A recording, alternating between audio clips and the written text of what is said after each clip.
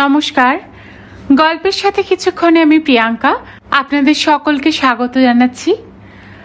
আজ আমি যে উপন্যাসটি পাঠ করতে চলেছি তার রচয়িতা হলেন বুদ্ধদেব গুহ, আর উপন্যাসটির নাম হলো অভিলাষ। আজ আমরা এই উপন্যাসের প্রথম পর্ব শুনব। তবে এই উপন্যাসটি শুরু করার আগে আপনাদের কাছে একটা অনুরোধ, যদি উপন্যাসটি ভালো লাগে তাহলে প্লিজ একটা লাইক করে দেবেন, আর যদি সম্ভব হয় তাহলে ফ্রেন্ডস আর ফ্যামিলির সাথে একটু শেয়ার করে নেবেন।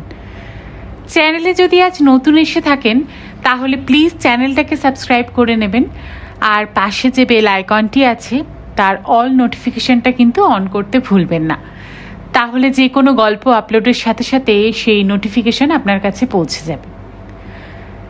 আসুন তাহলে আজ আমরা বুদ্ধদেব গুহর অভিলাষের প্রথম পর্ব শুনে নিই।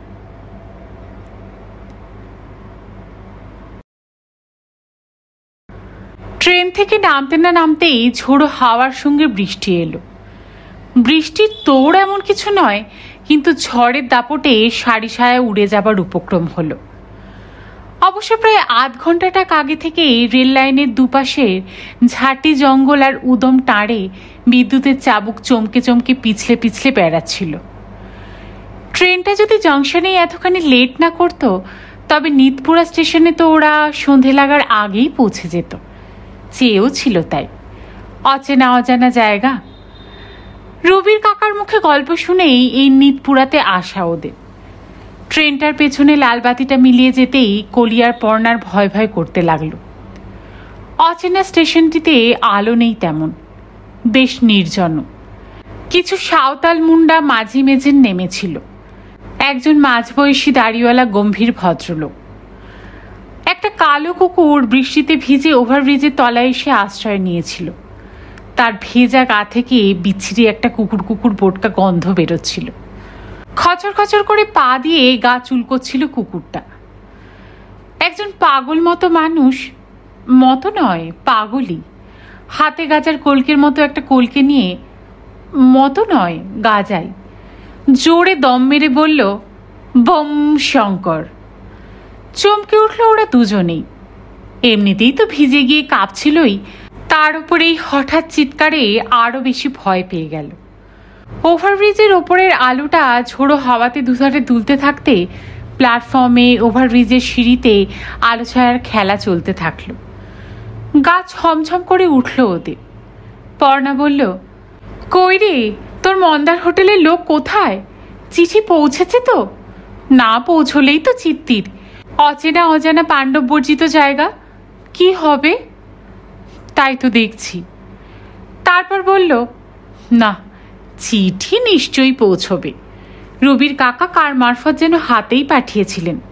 ডাক বিভাগের ভরসায় থাকলে অবশ্য কিছুই বলা যেত না। দেশে একটাই বিভাগ ছিল ভদ্রলোক, তাও গেছে। এখন সবই সমান। মায়ের কথাগুলো মনে পড়ে গেল পর্ণার। এটা বিলেত আমেরিকা কি না, জানা নেই শোনা নেই, বন্ধুর কাকার কথাতে নেচে উঠলেন। সঙ্গে একজন পুরুষ বন্ধুরন্তু গেলেও না হয় নিশ্চিন্ত হওয়া যেত। তোমার মতো বুদ্ধি আর কার? জীবনে যা কিছু করলে সব কিছুর পরিণতিই তো চমৎকার। কলি হেসেছিল পর্ণার মায়ের কথাতে। বলেছিল, আমাদের যেসব পুরুষ বন্ধু আছে তাদের সবাইকে দেখলে আপনি অজ্ঞান হয়ে যেতেন মাসিমা। ফু দিলেই উড়ে যায়। মিনমিন করে কথা বলে, আধুনিক কবিতা লেখে। ষাঁড় অথবা কুকুর দেখলে পালিয়ে পথ পায় না। Third class. তাদের চেয়ে আমাদের গায়ের জোর অনেক বেশি। গায়ের জোরই তো সব নয় রে। এখনো এদেশে পুরুষ মানুষের দামই আলাদা। বিরক্তির গলায় মাসিমা বলেছিলেন। কলি বুঝেছিল যে মাসিমার বাক্যটা সরল নয়, তার ভেতর পর্ণার প্রতি খোঁচাও ছিল। মেয়েটা এমনিতেই মরমে মরে আছে, তার উপর নিজের মা হয়ে মাসিমা যে কি করে এমন দুঃখ দিতে পারেন তা মাসিমাই জানেন।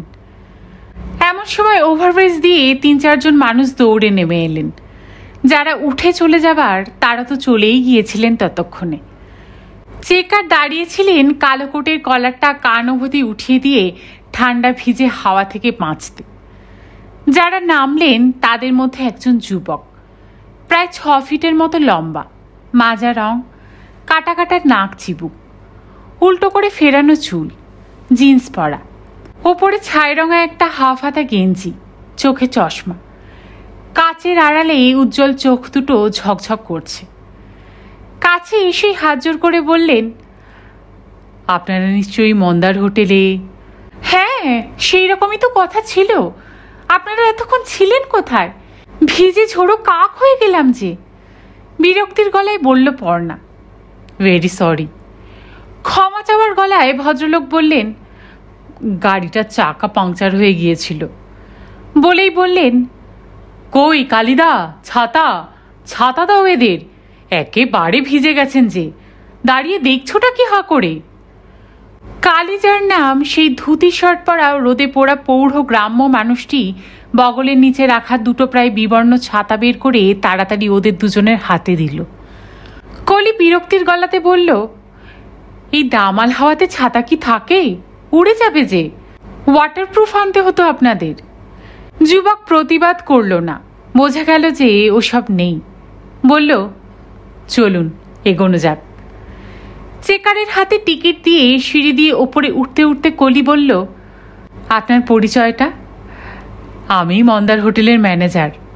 পরিচয় বলতে দেওয়ার মতো আর বিশেষ কিছুই নেই, আপনাদের খিদমতগার, এইটুকুই পরিচয়।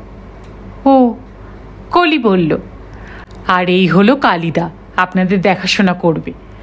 আমার একজন অ্যাসিস্ট্যান্টও আছে, তার নাম প্রণয়। কুক আছে রহিম। আপনাদের জাতপাতের বাতিক নেই নিশ্চয়ই? পর্ণার মনে হলো বেশি কথা বলেন মানুষটি। প্রথম দর্শনে তো ভালোই লেগেছিল, শিক্ষিত বলেও মনে হলো, কিন্তু এত কথা বললে তো আর।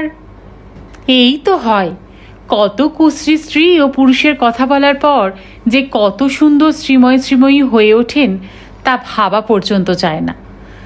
আবার কত সুন্দর মানুষ মানুষই কুশ্রী। কথা মানুষের ব্যক্তিত্বের এক মস্ত দিক। প্রণয় আবার নাম হয় না কি কারো? কলি বলল ওভারব্রিজের সিঁড়ি দিয়ে উঠতে উঠতে। কি করবে, বাবা মায়ের দুর্মতি। তবে ওই নামে নিজেকেও ডাকতে দেয় না কাউকে, ও নিজেই পাল্টে দিয়েছে। নিজেই? হ্যাঁ, নিজেই। এই তো দেখছি পূর্ব আফ্রিকার মাসাইদের দেশের ব্যাপার হলো, সেই রকমই প্রায়।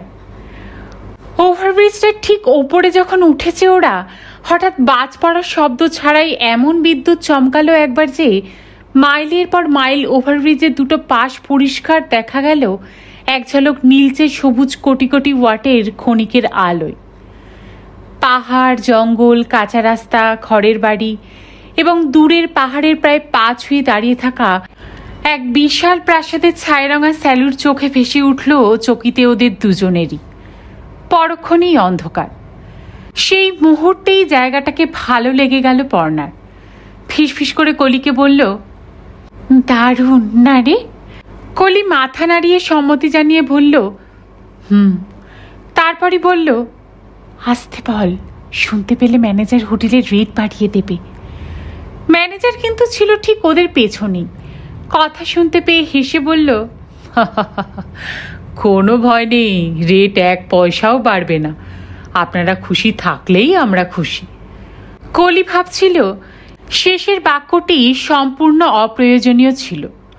জীবনের প্রতিটি মুহূর্তেই এডিটিং যে কত বড় প্রয়োজনীয় তা যদি সকলে জানত। পর্ণা বলল, কেন, আমাদের খুশি নিয়ে আপনার এত মাথা ব্যথা কিসের?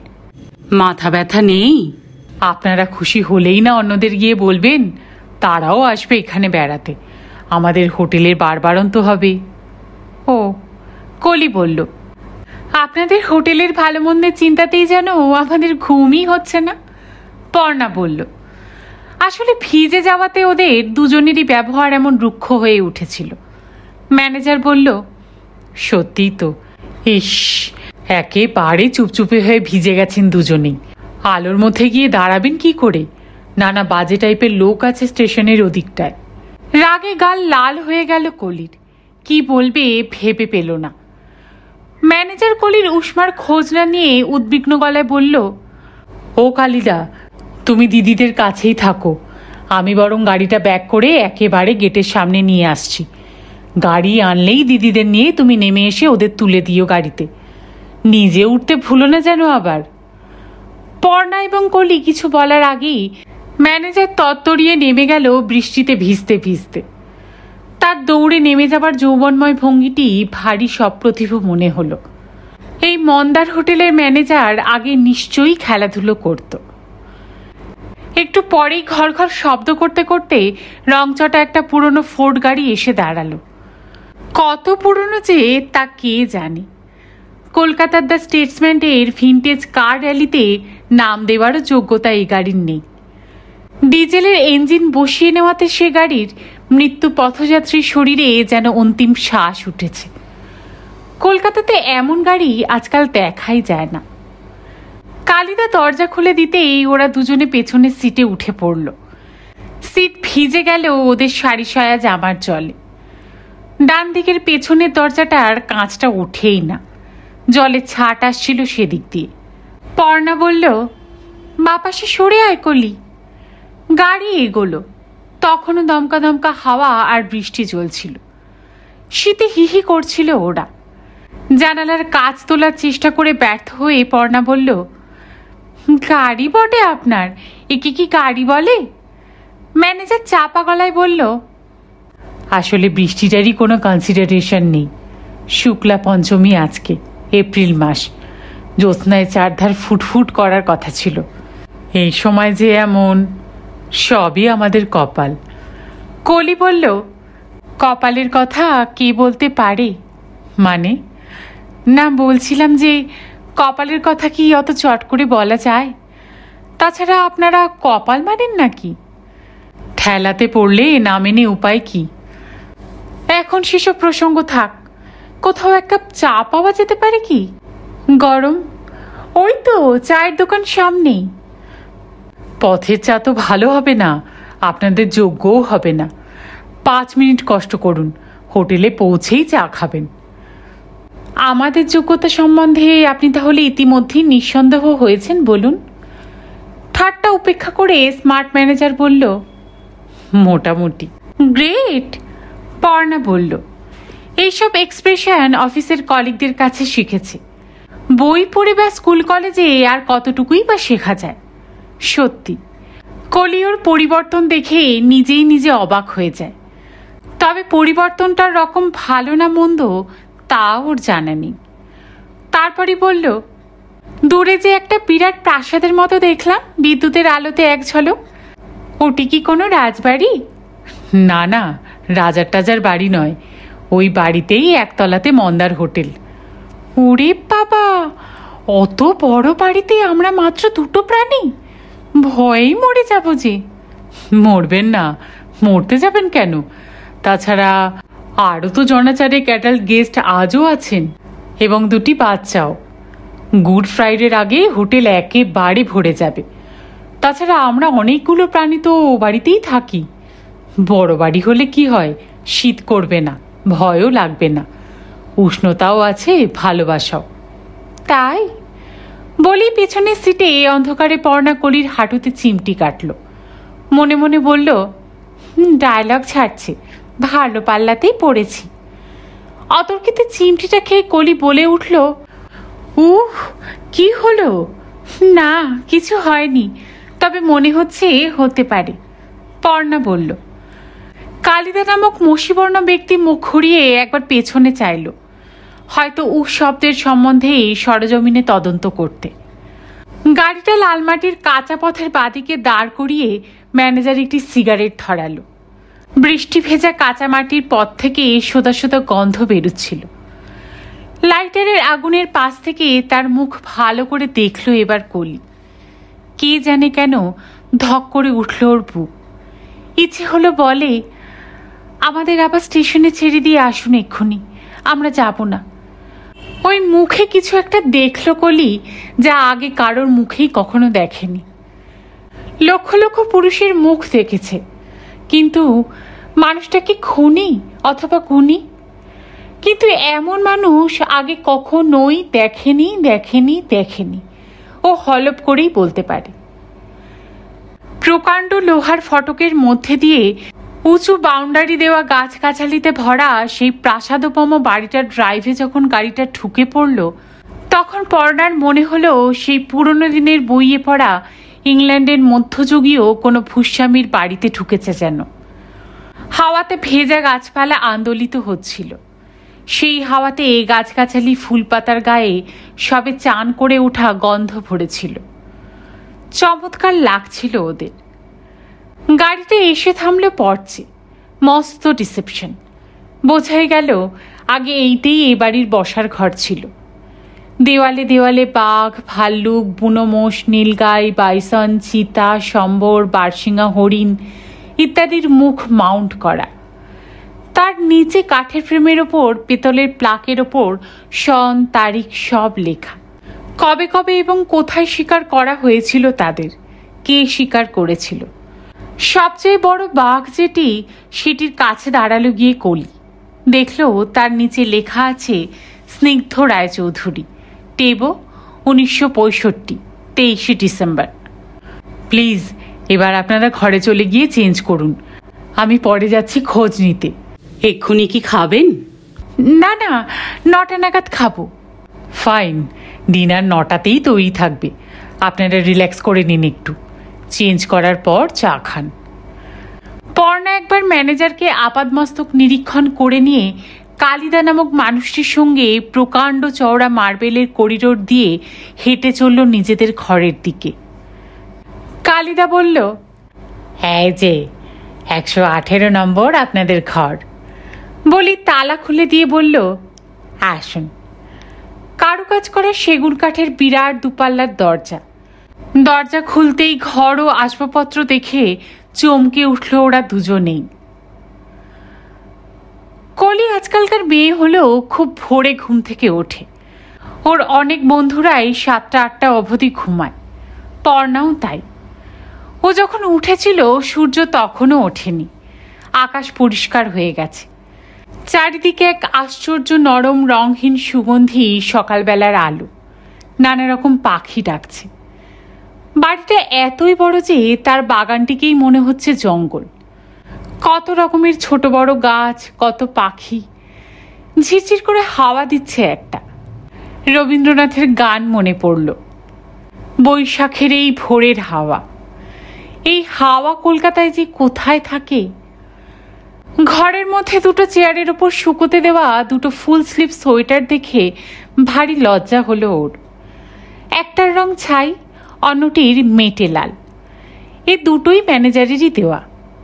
শালকরের দোকান থেকে কাচি এনে রাখা ছিল দেরাজে, ন্যাপথলিনের গন্ধ মাখা।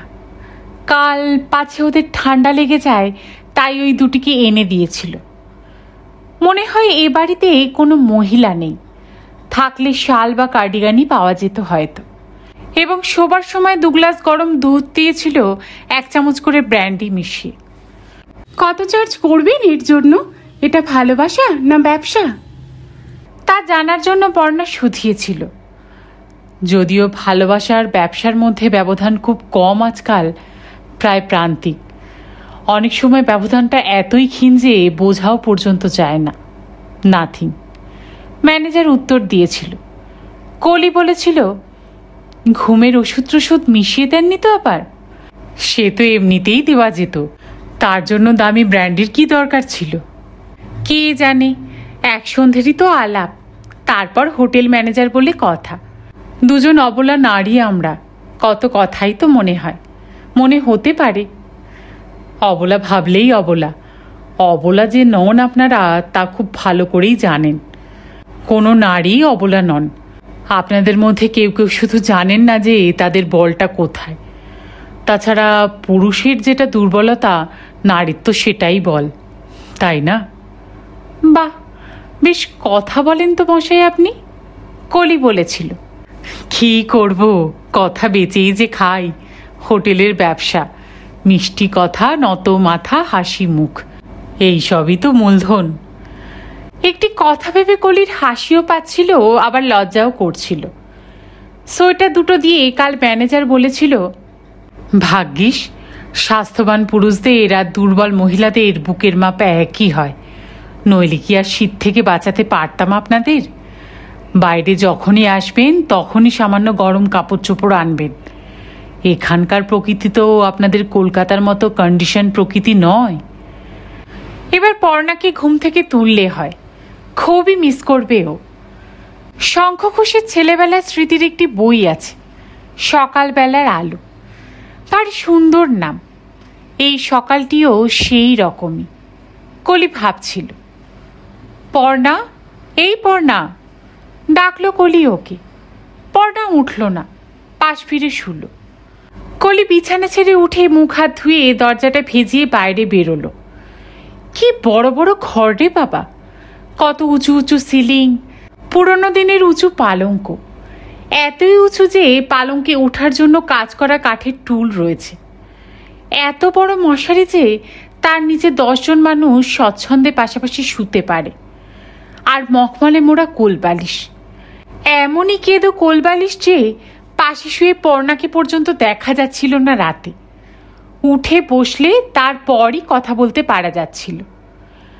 রাজার বাড়ি ছিল বোধহয় এটি আগে, কিন্তু বিছানা, রাজবাড়ির বালিশ পর্যন্ত পেয়ে গেল এই ম্যানেজার কোন সুবাদে? এই বাড়ির মালিকই বা কে?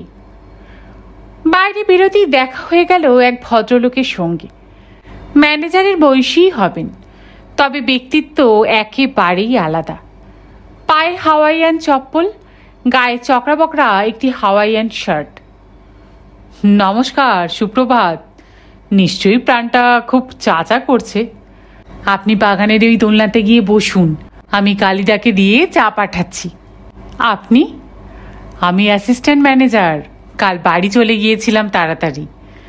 তারপরই বলল, বুঝেছি, এখনো আপনাদের ম্যানেজারের নাম জিজ্ঞেস করার সুযোগ হয়নি বুঝি?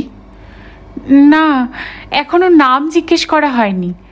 ও, আপনার নামই তো প্রণয়, তাই না? আগে সেটাই তো আমার লজ্জা। তবে ম্যানেজারের নাম স্নিগ্ধ, তাই আমি নিজেকে বলি রুক্ষ। রুক্ষ রুদ্র আমার নাম, একই রুক্ষ তাই রুদ্র। বুঝতেই পারছেন, আমার ব্যক্তিত্বকে জানতে হলে এই পাথুরে পাহাড়ের জায়গাতে মে মাসের শেষ বা জুনে আসবেন। রুদ্র তোমার দারুণ দীপ্তি কাকে বলে বুঝতে পারবেন। অন্যরাও তাই বলে নাকি? মানে আপনার ব্যক্তিত্ব সম্বন্ধে? হ্যাঁ, সকলেই আমাকে রুক্ষবাবু বলে ডাকে, কেউ কেউ রুদ্রবাবুও বলে ডাকে। এবার আপনি এগুন, আমি চা পাঠাচ্ছি। আপনার বন্ধুর চা কি করব? এখন পাঠাবো ঘরে না পরে? আপনি আমার সঙ্গেই পাঠান, একই টিপটে। জানালা দিয়ে ডেকে নেব ওকে। জানালা দিয়ে ডাকবেন কি করে? কত উঁচু জানালা দেখেছেন? প্রায় 2 মানুষ সমান। এবারের ভিতই তো 2 মানুষ সমান। আমি বরং পুটিকে পাঠিয়ে ওকে ঘুম থেকে তুলে দিচ্ছি। দরজা ভেজানো আছে তো, না লক করা? হ্যাঁ, ভেজানোই আছে। কিন্তু পুটিকে? ওই মহিলাদের দেখাশোনা করার জন্য পরিচারিকা, ওই কালীদাদার মেয়ে হয়। পাঠিয়ে দিচ্ছি এক্ষুনি। চায়ের সঙ্গে কি পাঠাবো, টোস্ট না বিস্কিট? যা হয়, আমরা চায়ের সঙ্গে বিশেষ কিছু খাই না। ঠিক আছে। বাগানের দোলনাটা এতই বড় যে পাশাপাশি 12 জন বসে দোলনা চড়া যায়। 6 জন মানুষ পাশাপাশি ঘুমোতে পারে। একটি মস্ত কদম গাছে টাঙানো আছে দোলনাটা। তার পাশেই একটি প্রাচীন চাপা গাছ, কাঁঠালি চাপা। চাপা ফুল নিচে এমন সংখ্যাতে ঝরে পড়েছে যে মনে হচ্ছে যেন কেউ ফিকে হলুদ গালচে পেতে দিয়েছে। প্রজাপতি উঠছে, ভ্রমর উঠছে, মৌমাছি। বাড়ির ছাদের কাছে কোথাও বড় মৌচাক আছে নিশ্চয়ই। আমলকি গাছ, শিশু গাছ, সোনাঝুরি, কৃষ্ণচূড়া, শিমুল, রাধাচূড়া, অনেক নাম না জানা বিদেশি ফুলের গাছ। ফিকে বেগুনি, ফিকে গোলাপি, ফিকে হলুদ, সব ফুল ফুটে আছে। কোকিল ডাকছে শিহর তুলে তুলে। হলুদ বসন্ত পাখি এডাল থেকে ওডালে হুটোপুটি করছে। বুলবুলি শীষ দিচ্ছে। মোটুসকি পাখিরা কিসকিস করে কি সব যেন বলছে শতোক্তির মতো।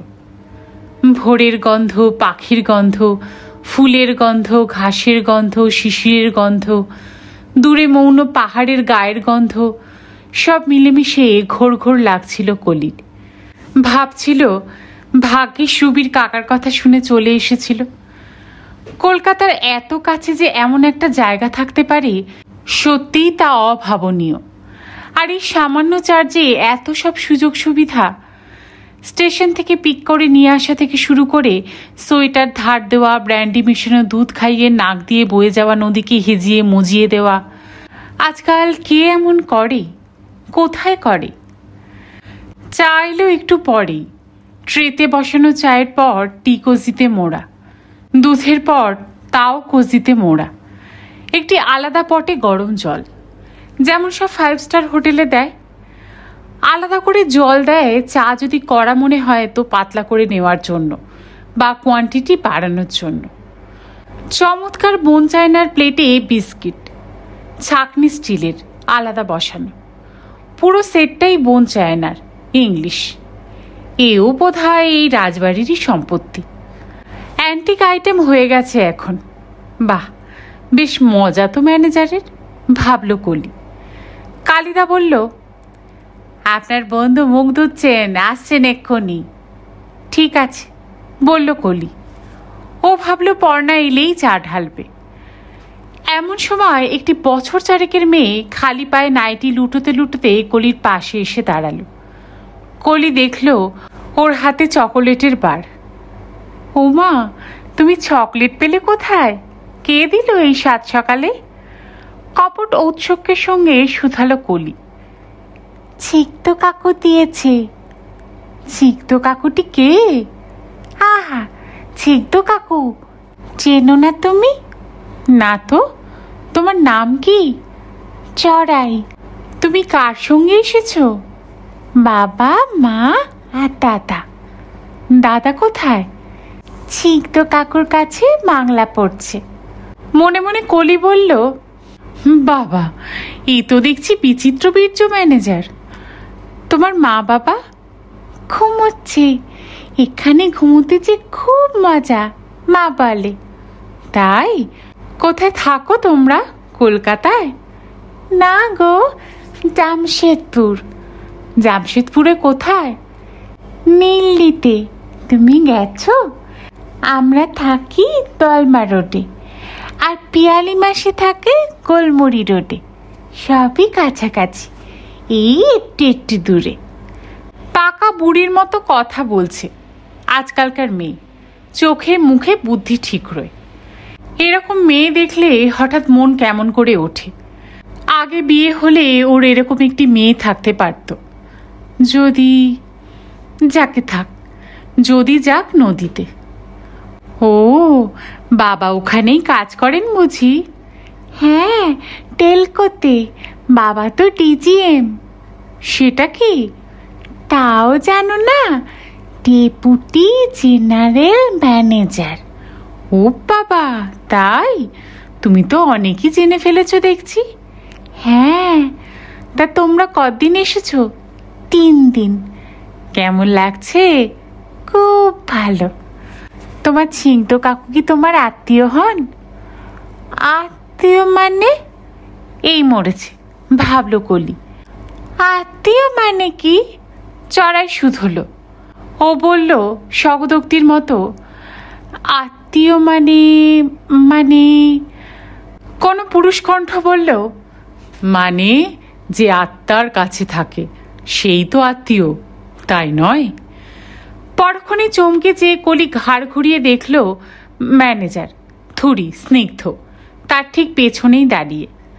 স্নিগ্ধ হেসে বলল, সে অর্থে চড়াই আমাদের অবশ্যই আত্মীয়, তবে চলিতার্থে নয়। বলেই বলল, চড়াইয়ের মা বাবা 10টা অবধি ঘুমোন, কারণ তারা বলেছেন যে তারা সেকেন্ড হানিমুনে এসেছেন। কিন্তু আপনার অবিবাহিতা বন্ধু দেখছি বড়ই ঘুম কাতুরে। এতই ঘুমোবেন তো আমাদের এই সুন্দর জায়গাটি দেখবেন কখন? অনুমতি দেন তো কাল থেকে অ্যালার্ম দিয়ে ঘড়ি দিয়ে দেব ঘরে, নয়তো ভোর 5টাতে চৌকিদারকে বলি ডেকে দিতে। কি বলবো? আপনাদের জায়গাটার নামই যে নিতপুরা। কেউ কেউ নিতপুরালে ক্ষতি কি? তারপরে বলল কলি, ওই যে তিনি আসছেন, ওকেই বলবেন। তাছাড়া আমরা যে বিবাহিত নই, তাই বা আপনি জানলেন কি করে? আজকাল তো বাইরে থেকে কিছুমাত্র বোঝার কথা নয়। শাখা পড়ি না আমরা, সিঁদুর দিই না কপালে, নামের আগে লিখি MS। সরি, সেটা ঠিক, অন্যায় হয়েছে। আপনার বন্ধু কিন্তু ভারী রাগী মানুষ। তাছাড়া আমার এখন অনেক কাজ, আমি চলি। Good morning to both of you. আমি যাব চিন্তা কাকু তোমার সঙ্গে, চড়াই বলল। না, এখন তুমি তোমার বাবা মার কাছে যাও, নয়তো দাদার কাছে। চলে যেতে যেতে পর্ণার মুখোমুখি পড়তে স্নিগ্ধ বলল, সুপ্রভাত। পর্ণাও নাইটি পরে এসেছিল, কিন্তু কলির মতো উপরে একটা হাউস কোটও পরা ছিল। অসভ্য দেখাচ্ছিল না। পর্ণা একবার তাকালো আপাদমস্তক স্নিগ্ধর দিকে। ঢোলা পায়জামা, ওপরে ফিকে সবুজ রঙের খদ্দরের পুরো হাতা পাঞ্জাবি, এক হাতের হাতাটি গোটানো। উস্কো খুস্কো চুল ঘাড় অবধি নেমে এসেছে। ছোটবেলায় ওরা যাকে বলতো কেয়ারফুল কেয়ারলেস বিউটি, সেরকম আর কি। গা থেকে একটা মিষ্টি মিষ্টি গন্ধ বেরুচ্ছে। কিসের গন্ধ কে জানে? ব্যক্তিত্বের গন্ধ কি? কোনো জানা পারফিউমের নয়। সেই গন্ধটা বাগানের মিশ্র ফুল পাতার আর সকালবেলার আলোর অন্য সব গন্ধকে ছাপিয়ে গেছে, অথচ সেটা তীব্র আদেও নয়। স্নিগ্ধ শুধালো পর্ণাকে, ব্রেকফাস্ট কখন খাবেন? কথাটা জবাব না দিয়ে পর্ণা বলল, এই পোশাকে বাইরে একটু হেঁটে আসতে পারি? অসভ্য দেখাবে না তো? Thank you for everything you did for us last night. Please don't mention.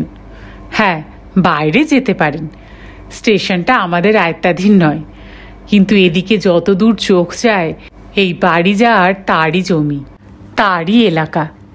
এছাড়া উনি আর ওর ছেলে যা পুণ্য সঞ্চয় এই অঞ্চলে করে গেছেন এবং এত সব ভালো ভালো কাজ করেছেন যে গত 50 বছরে তা স্খলন করতে হলে মহাবলী খারাপ মানুষের দরকার। অন্যদের বা আপনাদের দ্বারা তা হবে বলে মনে হয় না। তারপরই বলল, ঠিক আছে, বেরিয়ে আসুন। এসে একবার প্রণয়কে অথবা কালিদাকে বলে দেবেন। ডাইনিং রুমে আসবেন না ঘরে পাঠাবো ব্রেকফাস্ট? ঘরেই পাঠাবেন। কলির আবার একটা বদ অভ্যেস আছে, ব্রেকফাস্ট সেরেই তারপরে চানে যায়। যেমন খুশি, আমাদের কোনোই অসুবিধা নেই। আমি একটু বেরোলাম। রাতে কোনো কষ্ট হয়নি তো আপনাদের? হয়েছে, পেছন থেকে কলি বলল। কি? এত বিরাটত্বে অভ্যস্ত নই আমরা। ঘরের কথা বলছেন? না। তাহলে পালঙ্কের কথা? না, তাও নয়। পাশ বালিশ? তাই হবে, নিশ্চয়ই পাশ বালিশ। বলি হেসে বলল, সত্যি প্রিহিস্টোরিক, স্বীকার করছি। তাও নয়, মনের কথা, আপনার উদার হৃদয়ের কথা, কলি বলল। বলেই ভাবল যাত্রা যাত্রা শোনালো নাকি কথাটা। স্নিগ্ধ এবার হেসে ফেলল, একেবারে ডিজার্মিং স্টাইল যাকে বলে। গত রাতে লাইটারের আলোয় দেখা ম্যানেজারের সেই রহস্যময় মুখটির কথা মনে পড়ে গেল। মানুষটির অনেকগুলো মুখ আছে, এক এক কোণ থেকে এক একটি মুখ চোখে পড়ে। মুখেরই মতো হয়তো মনও আছে অনেকগুলি, কে জানে। ইন্টারেস্টিং মানুষ। আসলে কলকাতাতে কলি এতই কর্মব্যস্ত থাকে যে এমন মানুষ সেখানে থেকে থাকলেও লক্ষ্য করার সময় হয় না। অবকাশ অবসর মানুষকে মনুষ্যত্ব দান করে। কলি ডাকলো, আয় রে, চা যে ঠান্ডা হয়ে গেল। যাই, পর্ণা বলল। দারুণ জায়গাটা না রে? পর্ণা শকতোক্তির মতো বলল। চোখ মুখ নাচিয়ে কলি বলল, দারুণ। শুধু জায়গাটাই নয়, বাড়িটাও, হোটেলটাও, এবং গলা খাকারি দিল পর্ণা। কলি ইশারাটা বুঝিয়ে হেসে ফেলল। এমন সময় দোতলার বারান্দা থেকে কোনো বৃদ্ধ যেন কেসে উঠলেন মনে হলো। তারপরই মনে হলো কে যেন দোতলার বারান্দা থেকে ওদের লক্ষ্য করছে, কিন্তু মুখ তুলে চাইতেই ছায়া সরে গেল। এখানে একখানা ঘর ভাড়া পেলে বেশ ভালো হতো, বেশ উইকেন্ডে চলে আসতাম ওভারনাইট জার্নি করে। কি বল? ওভারনাইট কেন? অফিস থেকে একটু তাড়াতাড়ি বেরোলে তো সেদিনই পৌঁছানো যায়। আরও একটি ট্রেন তো আছেই, রাত 10টা নাগাদ পৌঁছয়। তার উপরে স্টেশনে যদি তোর স্নিগ্ধতাকে গাড়ি নিয়ে, তবে আর চিন্তার কি। এমন বন্দোবস্তের কথা তো ভাবাই যায় না কোথাও। আর ড্যামেজ বলতে দিনে 300 টাকা, তাও দুজনের, সব কিছু ইনক্লুডেড।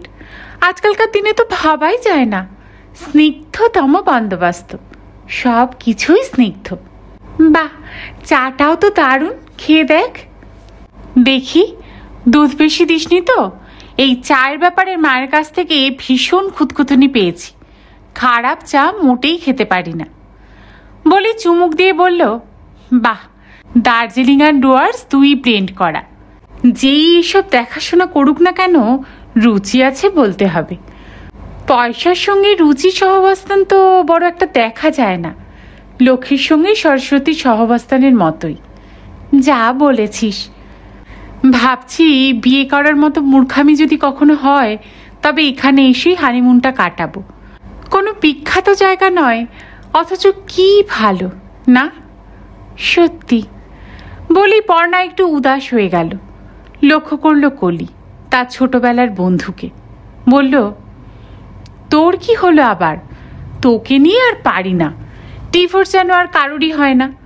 এই নিয়ে যদি ব্রুডি করবি, তাহলে ডিভোর্স চাইলি কেন? সুবর্ণ তো চায়নি, ভদ্র ছেলে, আহত হয়েই দিয়ে দিল, কন্টেস্ট পর্যন্ত করলো না। এই ডিভোর্স নিয়ে তোর তো মন খারাপ হবার কথা নয়। চায়ের কাপটা নামিয়ে রেখে পর্ণা বলল, না তা নয়, তবে কি জানিস, কেবলই মনে হয় সুবর্ণর প্রতি অন্যায় করলাম না তো। মানুষ তো ভুলও করে। যাই হোক, এখন আর তা নিয়ে মন খারাপ করার কোনো মানে হয় না। এলিজাবেথ টেইলর আর রিচার্ড বার্টনের কতবার পুনর্মিলন হয়েছিল ডিভোর্সের পরে।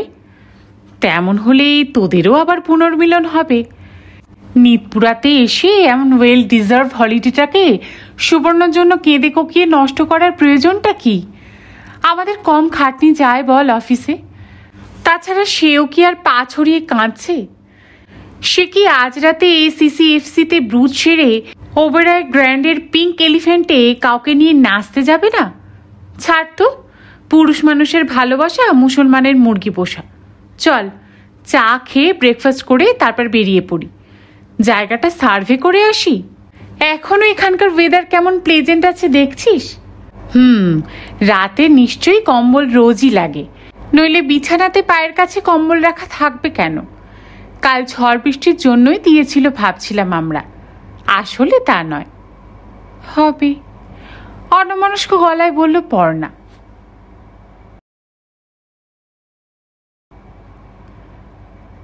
শেষ করলাম আজকে বুদ্ধদেব গুহর একটি উপন্যাস অভিলাষের প্রথম পর্ব। সকলে খুব ভালো থাকবেন। গল্প শোনার জন্য আপনাদের সবাইকে অসংখ্য ধন্যবাদ।